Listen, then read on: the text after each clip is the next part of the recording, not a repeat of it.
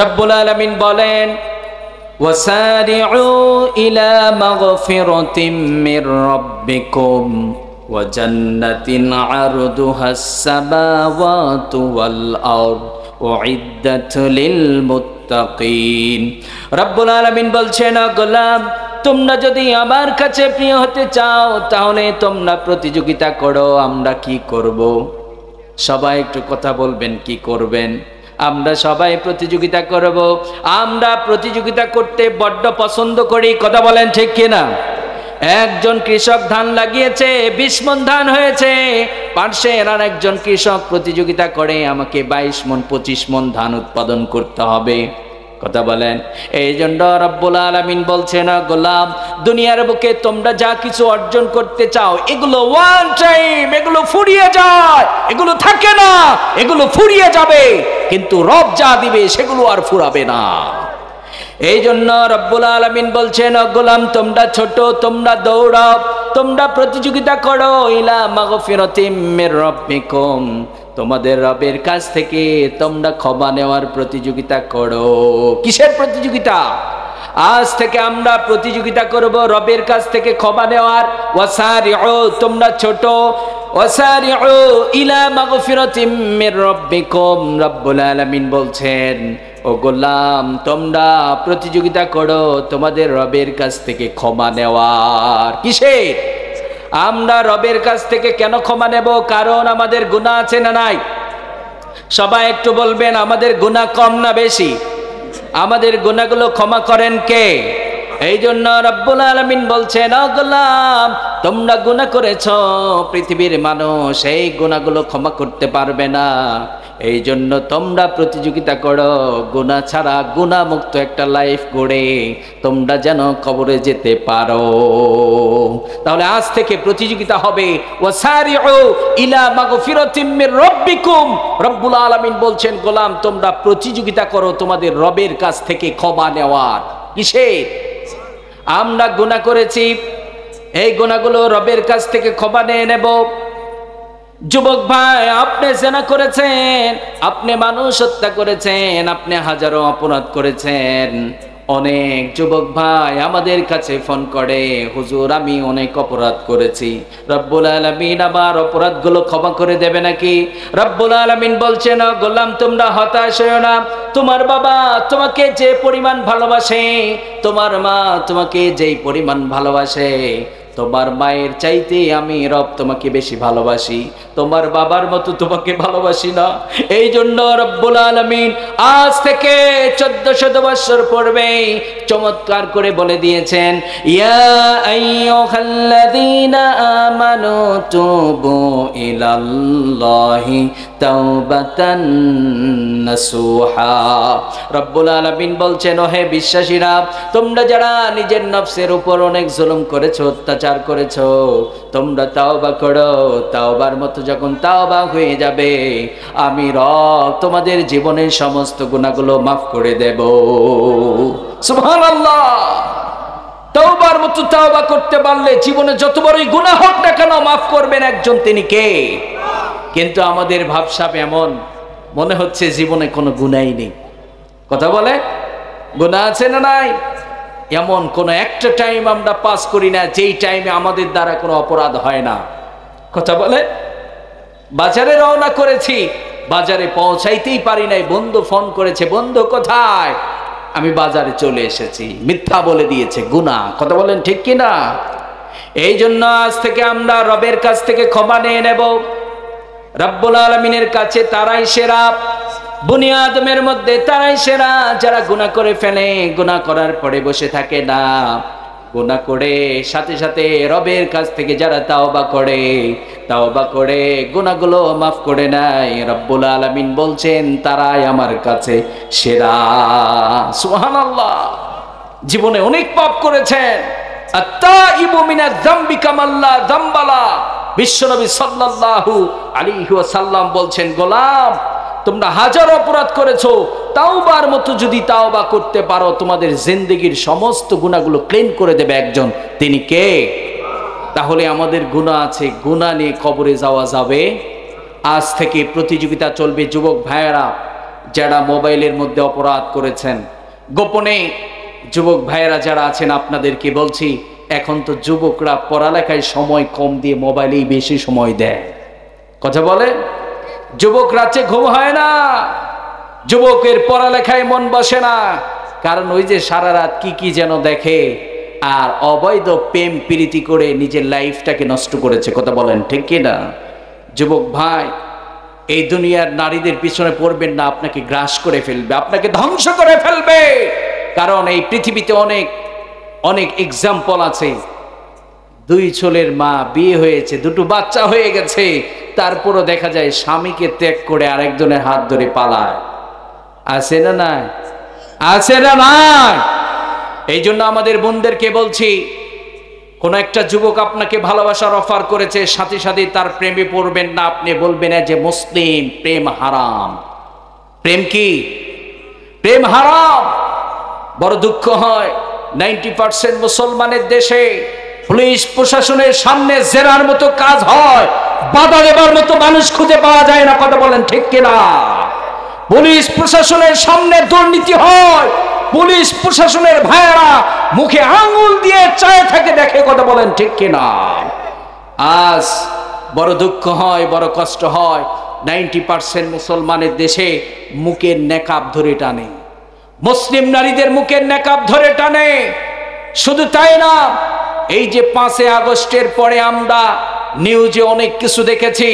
একজন বোনের হিস্টরি শুনলাম, মুখ থেকে নেকাব না খোলার কারণে আয়না ঘরে যে অমানবিক তাকে নির্যাতন করেছে, সেই মেয়েটিকে পাগল বানিয়ে দিয়েছে। এইরকম জালেম যেন বাংলার জমিনে নেক্সট টাইম আর জন্ম না নিতে পারে, এই জন্য শক্ত পদক্ষেপ আপনাকে আমাকে নিতে হবে। রাজি আছি না নাই? রাজি আছি না নাই? লিল্লাহে তাকবীর, লিল্লাহে তাকবীর। আল্লাহ কবুল করুন, আমিন পড়েন। আমরা সামনের বাংলাদেশে আয়না ঘর দেখতে চাই না। সামনের বাংলাদেশে আয়না ঘরে কোনো ভাইকে গুম করা হবে, খুন করা হবে, এই নিউজগুলো আর আমরা শুনতে চাই না। কথা বলেন, রাজি আছি না নাই? আপনারা বলতে পারেন, হুজুর এগুলো তো পার হয়ে গেছে। পার হয় নাই। এখনো বাংলার জমিনে কিছু কিছু এলাকায় কিছু চাঁদাবাজ আমাদের ভাইদের উপর যে জুলুমগুলো করছে, আমাদের গায়ের লোমগুলো শিহরে ওঠে। কথা বলেন ঠিক কিনা? এগুলো করা যাবে না। আর এগুলো শোনার পরে যারা মনে করবেন হুজুর তো আমার শত্রু, আপনার বন্ধু, আপনি অপরাধ করছেন, আপনার প্রকৃত বন্ধু সে যে আপনার ভুলগুলো ধরিয়ে দেয়। কথা বলেন। তাহলে 90% মুসলমানের দেশে আমাদের প্রশাসনের ভাইদের দায়িত্ব হবে, যেই নারীরা বেপরদায় চলবে তাদেরকে পর্দার মধ্যে ঢুকানো।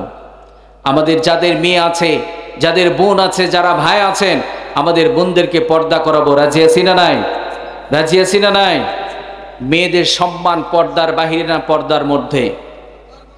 নারীদের সিকিউরিটি নিশ্চিত হবে পর্দার বাহিরে না পর্দার মধ্যে। কথা বলেন ঠিক কিনা? কারণ এই পৃথিবীর ইতিহাসে এমন একটা সময় ছিল, আজকে আমাদের বোনদেরকে যারা বেপরদায় বের করতে চায়, নারীদেরকে যারা বলে ইসলাম তো মায়েদেরকে ঘরের মধ্যে আবদ্ধ করেছে, ঘরের মধ্যে আটকে রেখেছে, যারা চাকরির লোভ দেখে আমাদের বোনদেরকে ঘর থেকে বের করে যারা ধর্ষণ করে, আছে না না এরকম ধর্ষক? আপনারা ইসলাম মেনে চলুন, ইসলাম আপনাদের মর্যাদাকে ফিরিয়ে দিয়েছে। এই পৃথিবীর বুকে এমন একটা সময় ছিল, এমন একটা টাইম ছিল, যেই সময় নিজের বাবা নিজের কন্যা সন্তানকে জীবিত হত্যা করে দিত। কথা বলেন ঠিক কিনা? বিশ্বনবী সাল্লাল্লাহু আলাইহি ওয়াসাল্লামের কাছে একজন সাহাবী, তিনি তখন পর্যন্ত ঈমান আনেন নাই। বিশ্বনবীকে ডাক দিয়ে বললেন, নবীজি আমি যদি এখন ঈমান আনি, রব্বুল আলামিন আমার। বিশ্বনবী সাল্লাল্লাহু আলাইহি ওয়াসাল্লাম দাহিয়াকে ডাক দিয়ে বললেন, ও দাহিয়া, কত অপরাধ করেছো, কত জুলুম করেছো, কত পাপ করেছো। তুমি যদি এখন তাওবা করো, তুমি যদি এখন রব্বুল আলামিনের প্রতি ঈমান আনো, রব্বুল আলামিন তোর জীবনের সমস্ত গুনাহগুলো মাফ করে দেবে। তুমি যখন কালেমা পড়ে মুসলমান হয়ে যাবে, ইসলাম তোর জীবনের সমস্ত গুনাহগুলো মাফ করে দেবে। বিশ্ব নবীর কথা শোনার পরে দাইয়া বলছে, নবীজি আমার জীবনে এত বড় মারাত্মক একটা পাপ করেছি, আমি এমন জঘন্যতম পাপ করেছি, আমার মন বলছে এই পৃথিবীর মানুষ জানে না, কিন্তু আমার বিবেক নামক আদালত বলছে পৃথিবীর সমস্ত মানুষ আমাকে ক্ষমা করতে পারে, কিন্তু রব্বুল আলামিন ক্ষমা করবে না। বিশ্বনবী বললেন, ও দাহিয়া কি অপরাধ করেছো, বর্ণনা দাও। বিশ্বনবী সাল্লাল্লাহু আলাইহি ওয়াসাল্লামকে বলছেন, দাহিয়া বলছেন, নবীজি আমি বিজনেস করতাম, বিজনেসের জন্য বাইরে থাকতাম, আমার স্ত্রী গর্ভবতী, আবার স্ত্রীর পেটের মধ্যে বাচ্চা, আবার স্ত্রীকে বললাম তোমার পেট থেকে যদি কন্যা সন্তান ভূমিষ্ঠ হয়ে যায় তুমি তাকে জীবিতই হত্যা করে দেবে। কি করে দেবে? জীবিতই হত্যা করে দেবে। এই কমিটমেন্ট দিয়ে আমি বিজনেসের জন্য বাইরে গেলাম। দীর্ঘদিন পরে যখন বাড়িতে ফিরে এসেছি, বাড়িতে ফেরার পরে আমার আঙিনার মধ্যে সুন্দর ফুটফুটে চেহারার একটা কন্যা সন্তান ঘোরাফেরা করছে। স্বামী এইবার স্ত্রীকে ডাক দিয়ে বলছে, স্ত্রী এটা কার কন্যা সন্তান? এইবার স্ত্রী স্বামীকে ডাক দিয়ে বলছে, স্বামী আমার এটা আপনার কন্যা সন্তান, তবে আমি তাকে এত সুন্দর করে লালন পালন করেছি, আপনাকে বাবা বলে ডাক দেবে। বাবা বলে যখন ডাক দেবে আপনার অন্তরটা গলে যাবে, আপনি হত্যা করে দিতে পারবেন না। আপনার শরীরের মধ্যে যখন প্রচন্ড গরম লাগবে, এই কন্যা সন্তানটি আপনাকে বাতাস করবে, তার প্রতি আপনার ভালোবাসার জন্ম নেবে, আপনি তাকে হত্যা করে দিতে পারবেন না। এই কথাগুলো শোনার পরে এইবার স্বামী স্ত্রীকে ডাক দিয়ে বলছে, আমি না বলেছিলাম যদি কন্যা সন্তান ভূমিষ্ঠ হয়ে যায় তুমি তাকে জীবিত হত্যা করে দেবে।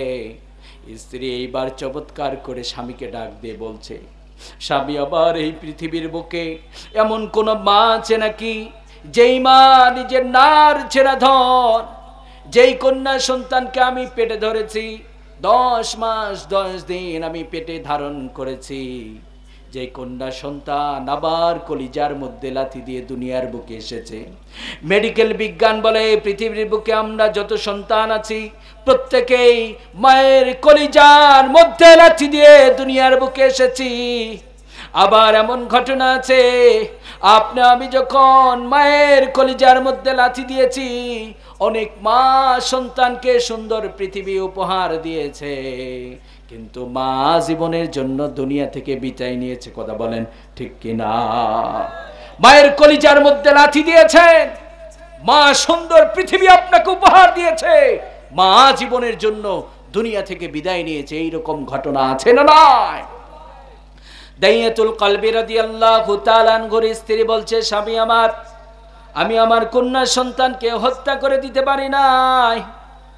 এইবার স্বামী ডাক দিয়ে বলছে, তুমি একটা কাজ করো, কন্যা সন্তানটিকে সুন্দর করে সাজিয়ে দাও, আমরা বাবা মেয়ে মরুভূমির দিকে ঘুরতে যাব। এইবার স্ত্রী কন্যা সন্তানটিকে চমৎকার করে সাজিয়ে দিল। কন্যা সন্তানটিকে নিয়ে বাবা মরুভূমির দিকে রওনা করেছে। দীর্ঘ পথ চলার পরে একটা পাহাড়ের পাদদেশে গিয়ে দাঁড়িয়ে গেলেন। একটা পাহাড়ের পাদদেশে দাঁড়ানোর পরে বাবা নিজ হাতে গর্ত খনন করছে। কি করছে? আপনাদের কি মনোযোগ আছে? ভালো লাগতেছে? বলবো কি? প্রধান মেহমান চলে আসুক, বলবো? শুনবেন? মনোযোগ এদিকে থাকতে হবে। বাবা নিজ হাতে গর্ত খনন করছে। কি করছে? বাবা নিজ হাতে গর্ত খনন করছে। বাবার শরীরটা ঘেমে যাচ্ছে। কন্যা সন্তানটি বাবাকে ডাক দিয়ে বলছে, বাবা আপনার অনেক কষ্ট হয়, আপনার শরীরটা ঘেমে যাচ্ছে, চলেন আমরা বাড়িতে চলে যাই। বাবার শরীরের মধ্যে বালু স্পর্শ করছে। কন্যা সন্তানটি নিজ হাতে বালুগুলো পরিষ্কার করে দিচ্ছে। এই চিত্রগুলো দেখার পরেও কন্যা সন্তানটির জন্য বাবার হৃদয়ের মধ্যে একটু ভালোবাসার সঞ্চার হলো না। একটা পর্যায়ে যখন গর্তটা খনন করা কমপ্লিট হয়ে গেল, কন্যা সন্তানটিকে বাবা ডাক দিয়ে বলছে, মা তাকিয়ে দেখো কত সুন্দর একটা গর্ত খনন করা হয়েছে। কন্যা সন্তানটি বুঝতে পারে নাই বাবা আমাকে জীবিতই হত্যা করে দেবে। কারণ এই পৃথিবীর বুকে আমরা যারা সন্তান আছি সব চাইতে আমাদের বিশ্বাসের জায়গা হলো মা বাবা। কথা বলেন। মা বাবার কাছে আমরা বিশ্বাস খুঁজে পাই। পৃথিবীর সকলের কাছে আমরা অনিরাপদ হতে পারি, কিন্তু মা বাবার কাছে আমরা নিরাপদ। কথা বলেন। এই যুবক ভাইয়েরা যারা আছেন, এই জন্য মা বাবার সাথে বেয়াদবি করবেন না। যুবক ভাইয়েরা যারা আছেন, এখান থেকে আর একটা মেসেজ আপনাদেরকে দিতে চাই, বৃদ্ধ বাবাকে ভুলে যাবেন না, বৃদ্ধ মাকে ভুলে যাবেন না। কারণ আপনার আমার প্রিয় নবী বিশ্বনবী সাল্লাল্লাহু আলাইহি ওয়াসাল্লাম চমৎকার করে বলে দিয়েছেন, ও আমার উম্মতেরা, তোমরা জান্নাতের জন্য পীরের মাজারে দৌড়াইতে পারো, ওখানে জান্নাত পাবা না। তোমার মায়ের পায়ের নিচে আল জান্নাতু তাহতা কদামিল উম্মাহাত। বিশ্বনবী সাল্লাল্লাহু আলাইহি ওয়াসাল্লাম বলেছেন, ও আমার উম্মতেরা, তোমার মায়ের পায়ের নিচে রব্বুল আলামিন জান্নাত রেখে দিয়েছেন। সুবহানাল্লাহ। ও গো মা, তুমি এই ধরনের শ্রেষ্ঠ নেয়ামত, তোমার পদ তলে রয়েছে জান্নাত। ও গো মা, তুমি এই ধরনের শ্রেষ্ঠ নেয়ামত, তোমার পদ তলে রয়েছে জান্নাত। সুবহানাল্লাহ। মায়ের পায়ের নিচে আল্লাহ জান্নাত রেখে দিয়েছেন। পৃথিবীর সমস্ত মানুষের সাথে বেয়াদবি করতে পারেন, কষ্ট দিতে পারেন, আল্লাহ সেটা মেনে নিতে পারে। দুটো মানুষ মা এবং বাবার সাথে বেয়াদবি করবেন, পৃথিবী সহ্য করতে পারে, আল্লাহর আরো সহ্য করে না। কথা বলেন ঠিক কিনা? ওয়াকাদ রাব্বুকা আল্লা তা'বুদু ইল্লা ইয়াহু ওয়া বিল ওয়ালিদাইনি ইহসানা। রবের গোলামির পরেই পিতামাতার স্থান দিয়েছেন যিনি, তিনি কে? তিনি কে? আজকাল আমাদের যুবক ভাইয়েরা পিতামাতার সাথে বেয়াদবি করে। মাঝে মধ্যে দেখা যায় বাবার গায়ে হাত পর্যন্ত উঠায়। এইরকম সন্তান আছে না নাই? এরকম সন্তান আছে না নাই? জীবনকে সফল বানাতে চান, মা বাবাকে মাথায় উঠিয়ে রাখবেন।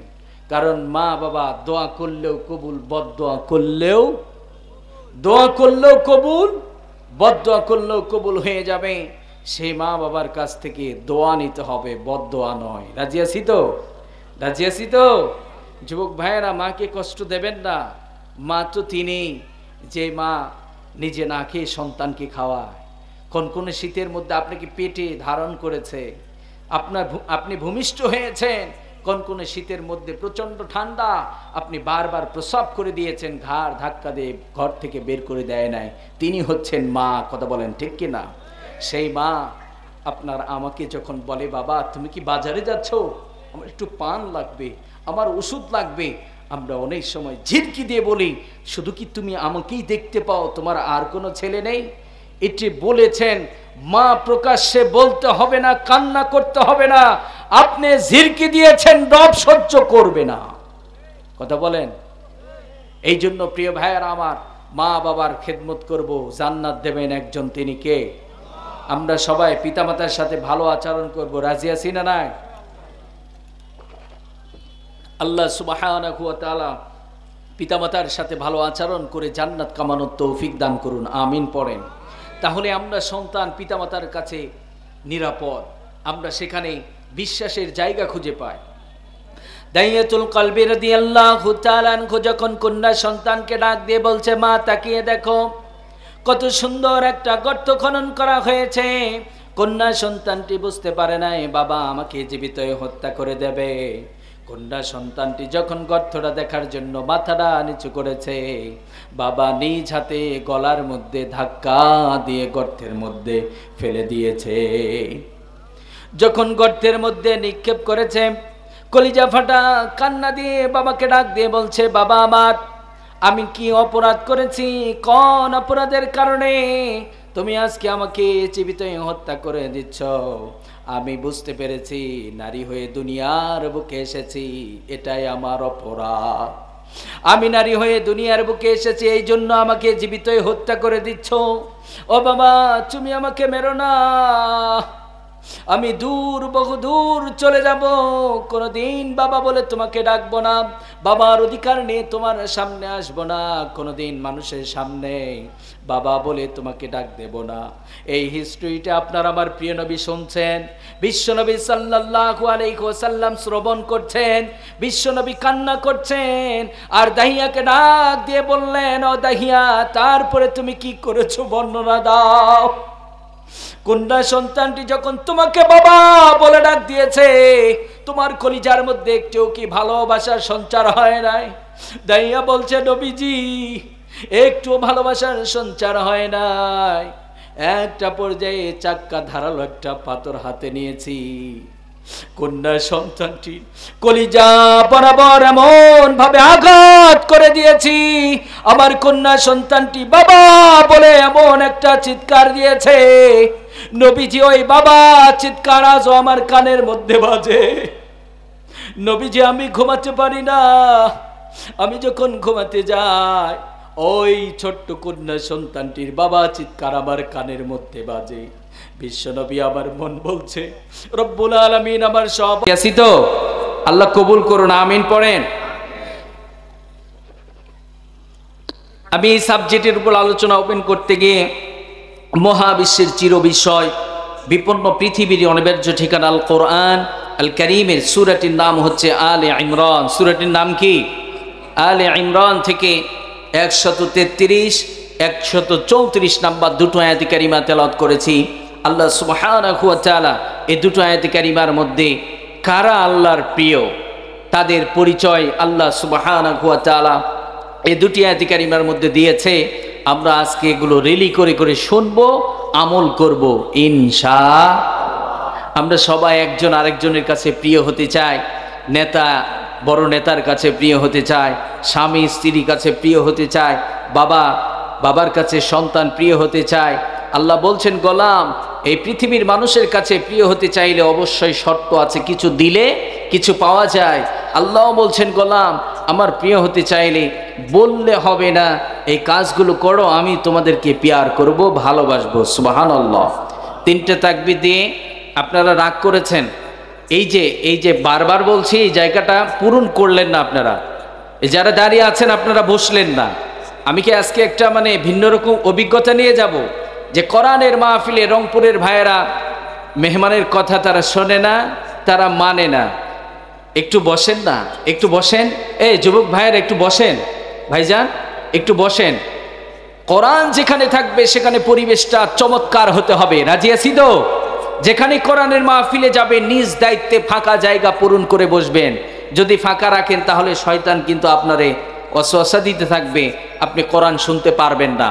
এই জন্য আমরা কোরআনের মাহফিলে বারবার আলোচককে যেন আপনাদেরকে বিরক্ত করতে না হয়, নিজ দায়িত্বে আমরা গ্যাপগুলো পূরণ করে বসবো ইনশাআল্লাহ। তাহলে আমরা শুরু করি। আল্লাহর প্রিয় গোলাম কারা, আল্লাহ কি বলছেন, কি কাজ করলে আল্লাহর প্রিয় হওয়া যাবে, আমরা একটু জানার চেষ্টা করি। চলেন।